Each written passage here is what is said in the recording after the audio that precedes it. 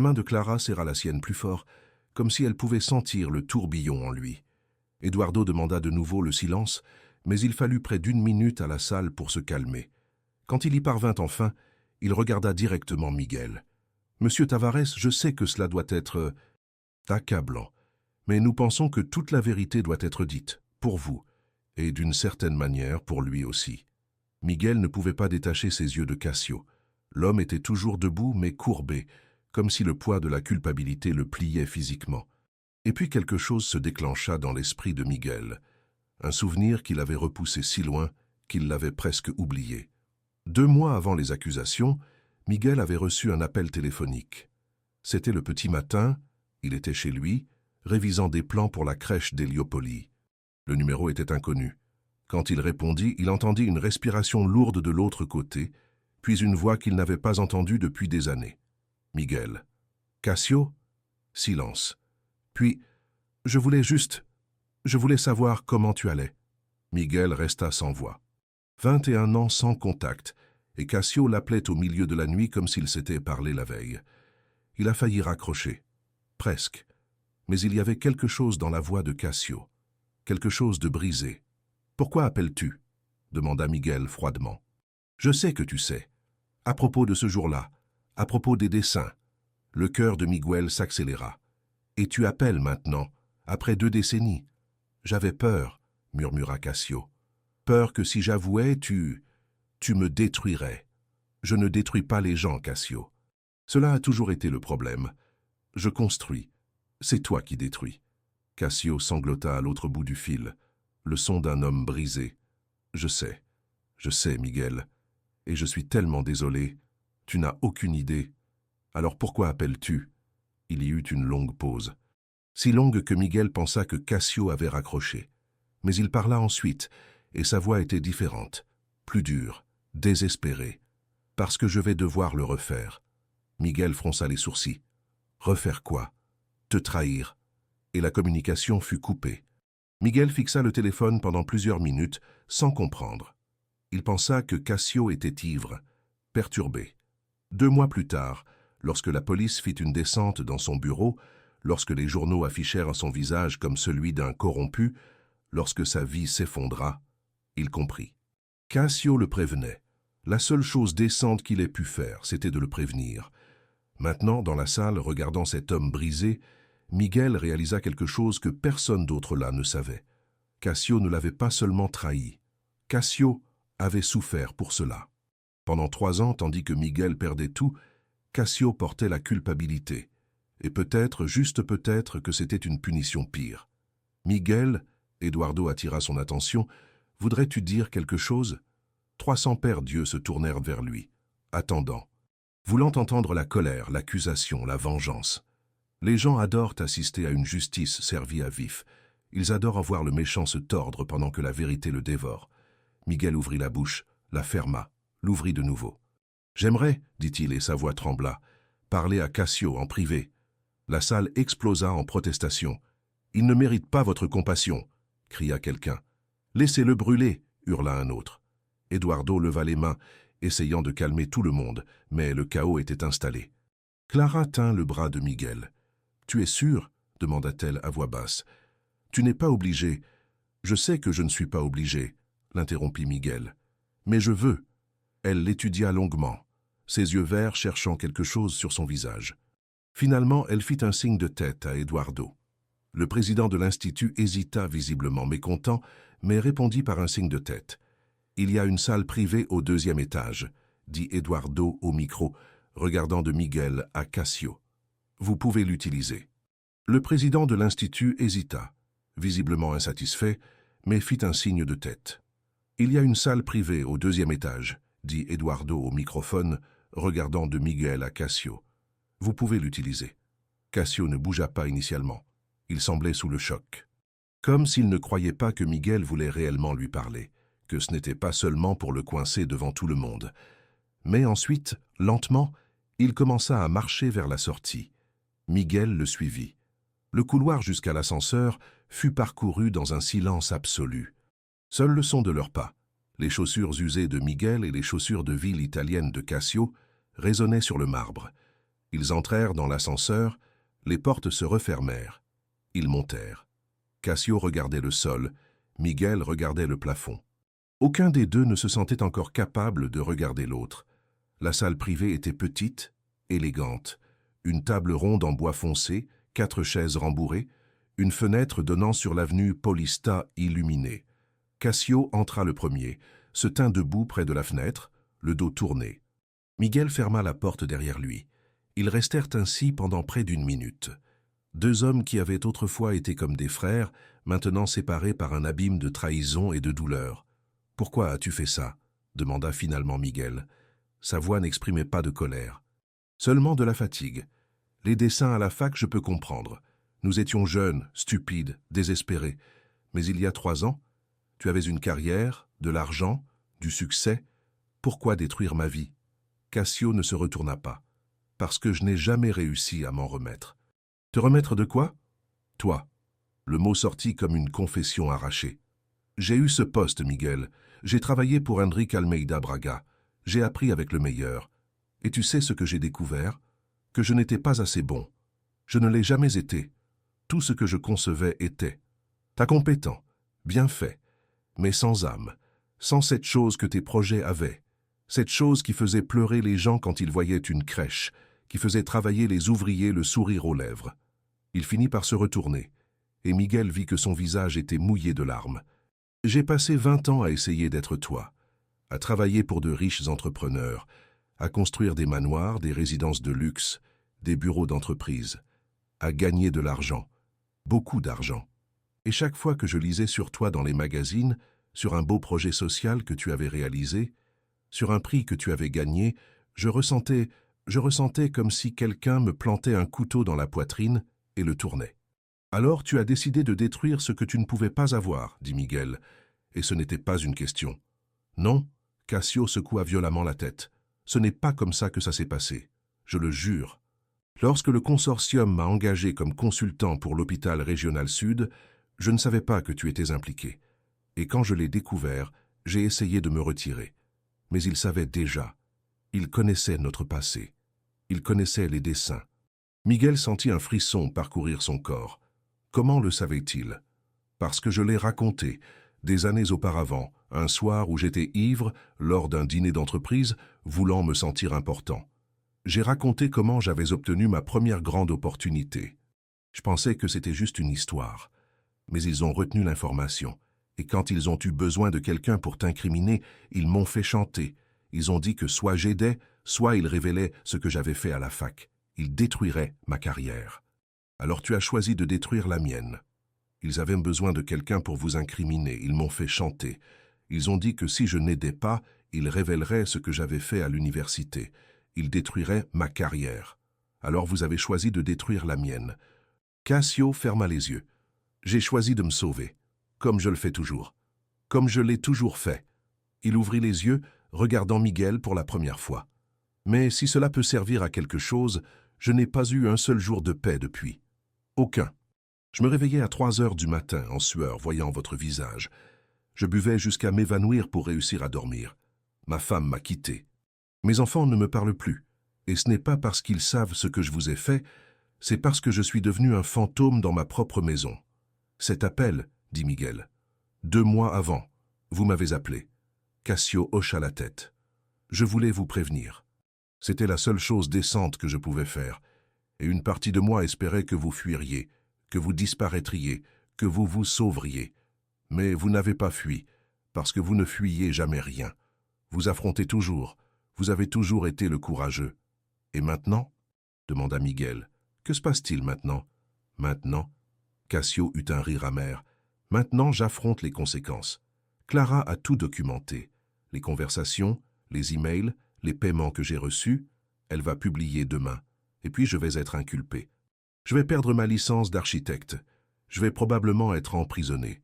Et vous savez quoi? Je le mérite. Miguel resta silencieux, assimilant l'information. Une partie de lui voulait ressentir de la satisfaction. La vengeance est un plat qui se mange froid. N'est-ce pas ce qu'on dit? Mais tout ce qu'il ressentait, c'était le vide. « Vous avez des enfants ?» demanda Miguel. La question prit Cassio par surprise. « Oui, 2. Lucas et Julia, 13 et 11 ans. Ils savent qui je suis? Cassio secoua la tête. Ils savent que vous existez, que nous étions amis. Mais ils ne savent pas le reste. Miguel s'approcha de la fenêtre, se plaçant à côté de Cassio, tous deux regardant la ville en contrebas. São Paulo nocturne, avec ses millions de lumières, ses millions de vies, ses millions d'histoires de rédemption et de ruines se déroulant simultanément. « J'avais un fils aussi, » dit Miguel à voix basse. « Vous saviez ?» Cassio se tourna brusquement. « Non, je ne... » Gabriel. Il aurait 12 ans maintenant. Clarisse était enceinte quand les accusations sont tombées. 3 mois. Nous n'avions encore rien dit à personne. Miguel prit une profonde inspiration, luttant contre la vague de douleur qui l'envahissait toujours lorsqu'il en parlait. Le stress était trop fort pour elle. Le scandale, l'humiliation publique, la pression. Elle a perdu le bébé au 5e mois. Cassio laissa échapper un son, quelque chose entre un sanglot et un gémissement. « Elle m'a blâmé, » continua Miguel, « non pas pour la perte elle-même, mais pour tout ce qui y a mené. Nous avons dissous le mariage 6 mois plus tard. Je ne l'ai plus jamais revue. J'ai entendu dire qu'elle avait déménagé à la campagne, recommencé sa vie. Miguel, Vous m'avez tout pris, dit Miguel, et sa voix trembla de colère pour la première fois. Ce n'était pas seulement ma carrière, ce n'était pas seulement de l'argent. Vous avez pris mon fils. Vous avez pris ma femme. Vous avez pris ma dignité. Pendant 3 ans, j'ai porté des briques et j'ai été traité de corrompu par des hommes qui savent à peine écrire leur propre nom. Pendant 3 ans, j'ai bu jusqu'à oublier qui j'étais. Pendant 3 ans, je me réveillais en souhaitant ne pas me réveiller. Cassio pleurait de nouveau, fort maintenant, sans honte. Et le pire, vous savez, Miguel se tourna vers lui. Le pire, c'est que je vous vois. Je vois qui vous êtes. Un lâche, un faible, un homme qui a eu toutes les opportunités et a tout gâché par jalousie. Et une partie de moi veut que vous souffriez, veut que vous ressentiez chaque gramme de douleur que j'ai ressenti, veut que vos enfants vous voient, tel que vous êtes vraiment. S'il vous plaît, murmura Cassio. Tout cela à cause de l'envie, et une partie de moi veut que tu souffres, veut que tu ressentes chaque once de douleur que j'ai ressentie, veut que tes enfants te voient pour ce que tu es vraiment. S'il te plaît, murmura Cassio, mais l'autre partie...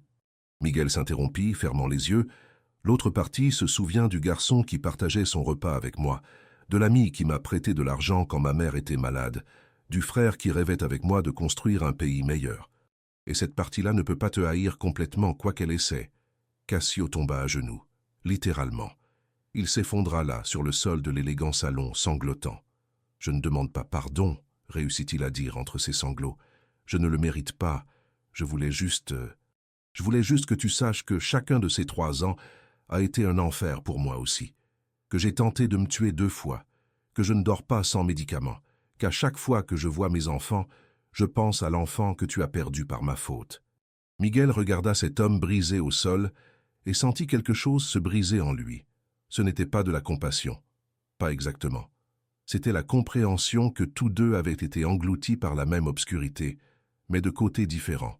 Il s'accroupit, se mettant au niveau de Cassio. « Lève-toi, dit-il. » Cassio le regarda à travers ses larmes, confus. « Lève-toi, répéta Miguel lui tendant la main. Cassio regarda la main tendue comme si c'était une apparition, comme si cela ne pouvait être réel. Mais lentement, hésitant, il posa sa main dans celle de Miguel. Et Miguel le tira vers le haut. Ils restèrent là, debout, leurs mains toujours entrelacées. « Je ne te pardonne pas, dit clairement Miguel, pas aujourd'hui. Peut-être jamais, mais je ne vais pas non plus te permettre de détruire plus de vies, ni celle de tes enfants, ni la tienne. Que veux-tu dire? Je veux dire que tu vas descendre avec moi maintenant. Tu vas affronter ces gens. Tu vas admettre ce que tu as fait, publiquement, complètement. Et ensuite, tu vas faire quelque chose d'utile avec le temps qu'il te reste avant d'être inculpé. Tu vas utiliser ton argent, tes relations, pour aider à reconstruire ce que tu as contribué à détruire. Comment? Tu vas financer la construction de la crèche que j'étais en train de concevoir quand tout s'est écroulé. Celle qui n'a jamais été construite, parce que personne ne voulait plus travailler avec moi.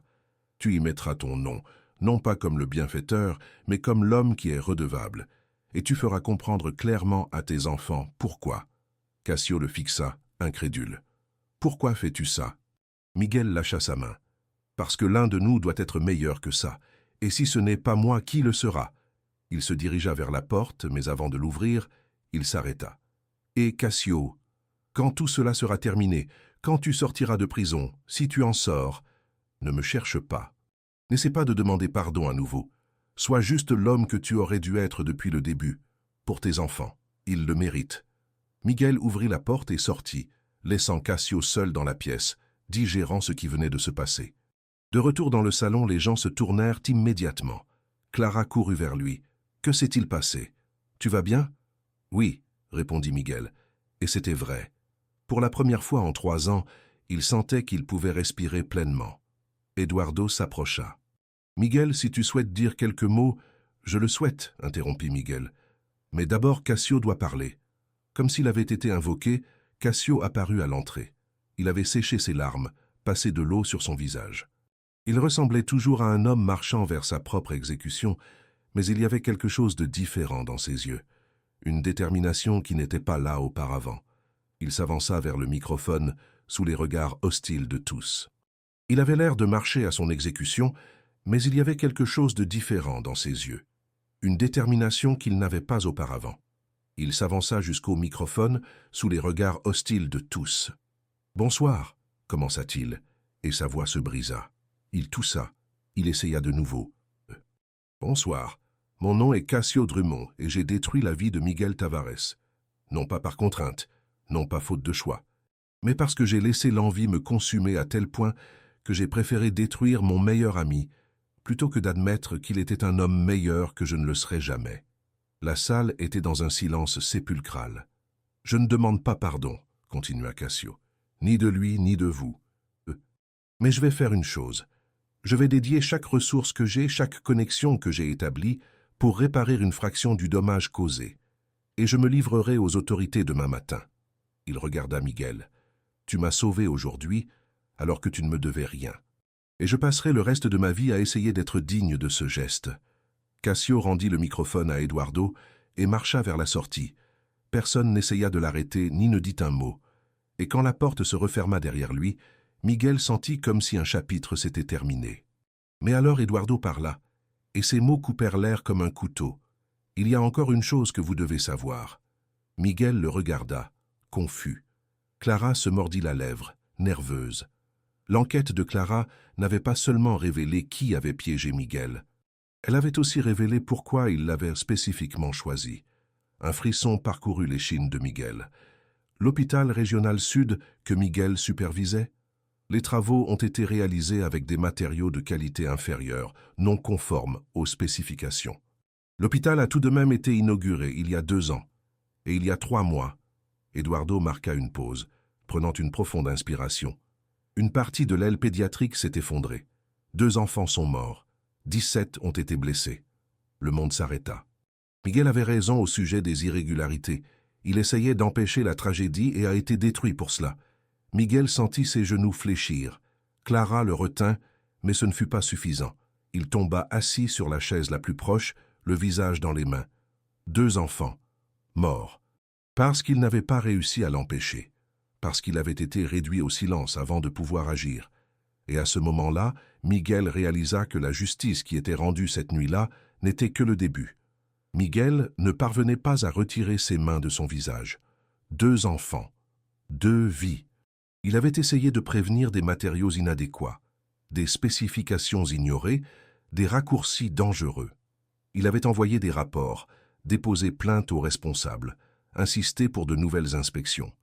Et pour cela, il avait été détruit. Et tandis que sa vie s'écroulait et qu'il s'enfonçait dans la boisson et le désespoir, cet hôpital aux matériaux bon marché continuait de tenir, jusqu'à ce qu'il ne tienne plus. Clara s'agenouilla à ses côtés, la main sur son épaule. « Miguel, tu ne pouvais pas savoir. Tu as essayé d'empêcher cela. »« Toast pas assez, » murmura-t-il à travers ses doigts. « J'aurais dû crier plus fort. J'aurais dû aller voir la presse, les autorités, n'importe qui. Il t'aurait détruit de toute façon. Plus vite, même. Mais les enfants seraient vivants. » Le silence dans la salle était absolu. 300 personnes furent témoins d'un homme confronté au poids d'une injustice, qui avait corps, non âge. Il ne s'agissait plus d'une réputation salie ou d'une carrière ruinée. Il s'agissait de sang, de futur qui n'existerait jamais. Eduardo s'approcha, la voix basse mais ferme. Les responsables de la construction sont poursuivis en justice. Des mandats d'arrêt sont délivrés en ce moment même. L'enquête de Clara n'a pas seulement lavé votre nom. Elle fait tomber tout le système. 17 personnes ont déjà été inculpées. Il y aura justice, Miguel. Il y en aura. Feuille 7, FR. Mandats d'arrêt sont émis maintenant. L'enquête de Clara n'a pas seulement lavé son nom, elle est en train de démanteler tout le système. 17 personnes ont déjà été inculpées. Justice sera faite, Miguel. Justice sera faite. Miguel retira enfin ses mains de son visage. Ses yeux étaient rouges, mais secs, comme s'il avait dépassé les larmes, atteint un endroit où la douleur est trop grande pour s'exprimer. « Comment s'appelait-elle » demanda-t-il. Eduardo hésita. « Miguel, peut-être que ce n'est pas. Comment s'appelait-elle » Eduardo regarda Clara qui hocha lentement la tête. Elle ouvrit son dossier, en sortit un rapport. Ana Clara Mendes, 7 ans. Et Rodrigo Santos, 5 ans. Miguel ferma les yeux, gravant les noms au plus profond de lui. Ana Clara. Rodrigo. 7 ans. 5 ans. Des enfants qui auraient dû jouer, grandir, rêver. Des enfants qui étaient à l'hôpital parce qu'ils étaient malades, vulnérables, ayant besoin de soins. Et l'hôpital les a tués. Je dois rencontrer les familles, dit Miguel soudainement se levant. Miguel, commença Clara. Je dois, répéta-t-il avec une urgence qui fit reculer tout le monde. Je dois regarder ces gens dans les yeux et dire, je ne sais pas quoi, mais je dois le faire. Eduardo et Clara échangèrent un regard. Finalement, Eduardo acquiesça. Je peux organiser ça. Maintenant. Miguel, il est tard. Maintenant. Ce n'était pas une demande.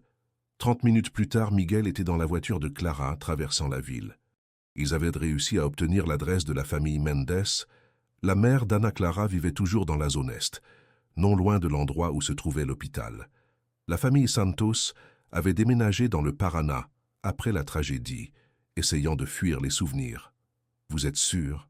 demanda Clara en conduisant. « Non, » répondit Miguel. « Mais je dois le faire quand même. » La maison était simple, une maison étroite dans une rue pavée, entourée d'autres maisons identiques. Il y avait de la lumière dans le salon. Miguel frappa à la porte avant de pouvoir changer d'avis. Une femme ouvrit. Elle devait avoir une quarantaine d'années, mais en paraissait 60. Le deuil vieillit les gens d'une manière que le temps normal ne peut pas. « Puis-je vous aider » demanda-t-elle fatiguée. « Mon nom est Miguel Tavares. J'étais l'architecte responsable du contrôle de l'hôpital régional sud. Je dois vous parler. » Au sujet d'Ana Clara. Le visage de la femme se transforma. Il passa par la surprise, la colère, la confusion, avant de s'arrêter sur quelque chose qui ressemblait à de la résignation. Elle regarda Miguel un long moment, étudiant son visage, ses vêtements usés, ses yeux honnêtes. « Entrez, » dit-elle finalement. Le salon était petit, mais impeccable. Il y avait des photos sur le mur, une fille souriante avec des tresses et un appareil dentaire, étreignant un chien bâtard. Ana Clara. Sur toutes les photos, elle souriait comme si le monde était un endroit merveilleux. « Mon nom est Patricia, » dit la femme en s'asseyant sur le canapé usé. « Asseyez-vous, je veux entendre ce que vous avez à dire. » Miguel s'assit, les mains tremblantes. Clara resta debout près de la porte, silencieuse. « Je ne sais pas si vous avez suivi les nouvelles, » commença Miguel, « mais pendant 2 ans, j'ai essayé d'empêcher la construction de cet hôpital tel quel. J'ai dénoncé les irrégularités, et c'est pourquoi j'ai été détruit. Accusé de corruption, d'être une partie du problème. Ma vie était finie. Et pendant que je me noyais dans l'apitoiement, cet hôpital a tué votre fille. » Patricia ne dit rien, elle se contenta d'observer. « Je ne suis pas venu demander pardon, » continua Miguel, la voix brisée. « Je n'en ai pas le droit. Je suis venu dire que je porte Ana Clara avec moi maintenant, et Rodrigo, et que je dédierai chaque jour qu'il me reste à garantir qu'aucun autre enfant ne meure parce que des hommes avides de pouvoir préfèrent le profit aux vies. Je suis venu vous dire que je porte Ana Clara avec moi maintenant, et Rodrigo, et que je consacrerai chaque jour qu'il me reste à m'assurer qu'aucun autre enfant ne meure parce que des hommes avides de profit privilégient le gain à la vie. » Patricia resta silencieuse si longtemps que Miguel crut qu'elle allait le renvoyer. Mais alors elle parla et sa voix était étonnamment calme. « Savez-vous qu'Anna avait été hospitalisée pour une pneumonie? Une simple pneumonie. Traitable. Elle allait mieux. Elle devait sortir dans 2 jours. Les larmes commencèrent à couler, silencieuses. Elle était excitée. Elle voulait rentrer à la maison, voir son chien, retourner à l'école. Et puis le plafond est tombé, littéralement. Le plafond de sa chambre s'est tout simplement effondré. Miguel ne parvenait plus à respirer correctement. « J'étais dans le couloir », continua Patricia. « J'étais allé lui chercher un jus. J'ai entendu le bruit, j'ai couru. La chambre n'était que poussière et béton. Il a fallu 40 minutes pour la sortir de là. Elle était encore vivante quand ils l'ont trouvée. Mais elle est morte en chemin vers la chirurgie. 7 ans. Ma seule fille. Morte parce que quelqu'un a voulu économiser quelques raies sur les matériaux de construction. Madame, laissez-moi finir. » Patricia essuya ses larmes du revers de la main. Après sa mort, je voulais blâmer quelqu'un. N'importe qui. Les constructeurs, les politiciens, les ingénieurs. Je voulais qu'ils brûlent tous en enfer. Et puis j'ai lu votre histoire. Comment vous aviez essayé d'empêcher cela? Comment ils vous avaient détruit pour ça? Et savez-vous ce que j'ai ressenti? Miguel secoua la tête. De la colère. La colère que vous n'ayez pas pu lutter. La colère que vous ayez abandonné. La colère que vous ayez été ivre dans un bouge pendant que ma fille mourait sous des tonnes de béton. Les mots étaient des couteaux, mais Miguel les reçut sans broncher. Ils méritaient chacun d'eux. Mais alors, continua Patricia, alors j'ai pensé, qu'aurais-je fait à sa place? S'ils avaient détruit ma réputation, ma famille, ma vie, si j'avais crié et que personne n'avait écouté, aurais-je été plus forte, plus courageuse? Elle croisa son regard. Honnêtement, je ne sais pas. Personne ne sait tant qu'il n'y est pas. Cela ne m'absout pas, dit Miguel. Non, ça ne vous absout pas. Mais ça ne fait pas non plus de vous le méchant. Elle se leva, alla jusqu'à une étagère, prit une photo encadrée. C'était Anna Clara à ce qui semblait être son dernier anniversaire, tenant un gâteau avec 7 bougies. Savez-vous ce qu'Anna voulait être quand elle serait grande? Miguel secoua la tête, incapable de parler. Architecte. Elle adorait construire des choses. Elle passait des heures avec ses Legos, ses blocs, à dessiner des maisons folles. Elle disait qu'elle allait construire des hôpitaux qui ressembleraient à des châteaux, des écoles qui ressembleraient à des parcs. Patricia sourit à travers ses larmes. Elle aurait adoré vous connaître. Le Miguel d'avant, l'homme qui construisait la dignité. Miguel s'effondra. Ce ne fut pas un sanglot retenu, poli. Ce fut une décharge violente, des années de douleur, de culpabilité et de perte qui explosaient d'un seul coup. Clara s'approcha, mais Patricia fit un geste pour qu'elle reste où elle était. Elle s'assit elle-même à côté de Miguel, posant la main sur son épaule. « Vous voulez honorer ma fille ?» demanda-t-elle doucement. « Alors, levez-vous de ce sol où ils vous ont jeté. Recommencez à construire.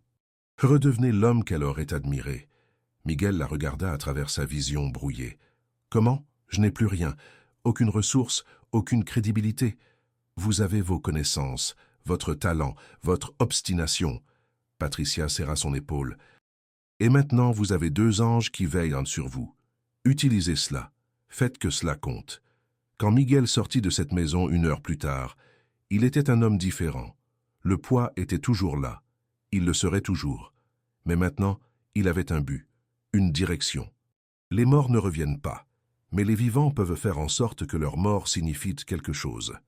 Dans les mois qui suivirent, São Paulo fut témoin de quelque chose de rare, une rédemption en temps réel. Les événements avaient un but, une direction. Les morts ne reviennent pas, mais les vivants peuvent faire en sorte que leur mort ait un sens. Dans les mois qui suivirent, São Paulo fut témoin de quelque chose de rare, une rédemption en temps réel. Cássio, fidèle à sa parole, se rendit aux autorités et finança intégralement la construction de la crèche à Héliopolis. Mais ce n'est pas tout. Il utilisa toutes ses connexions pour exposer d'autres systèmes de corruption dans le secteur de la construction civile. Son témoignage conduisit à l'arrestation de 17 personnes, dont 3 hommes politiques de haut rang. Il fut condamné à 5 ans, mais sa coopération réduisit sa peine à 3. Miguel retourna au travail. Pas pour des entreprises ou des gouvernements, pas immédiatement.